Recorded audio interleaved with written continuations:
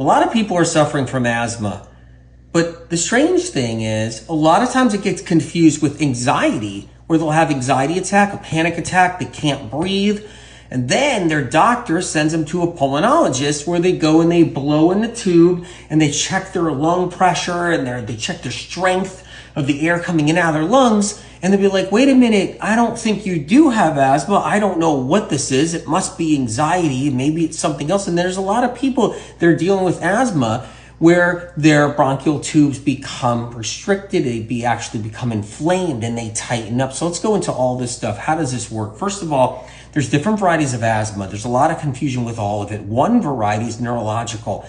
So they're having a problem with their nervous system, but not the tubes themselves. So they're not having a problem with their lungs, the bronchial tubes. That's not where the issue's at.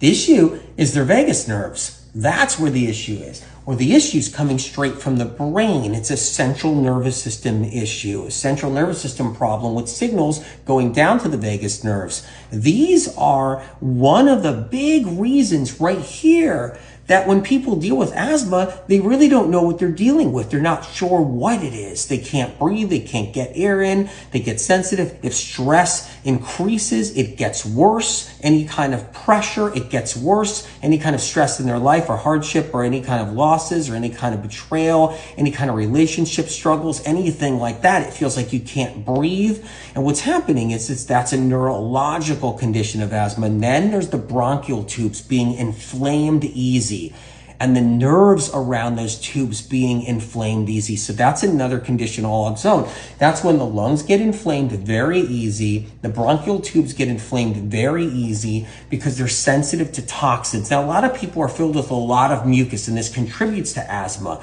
So they're filled up with a lot of mucus from their gluten, from their dairy products. Like you see these ice creams right here.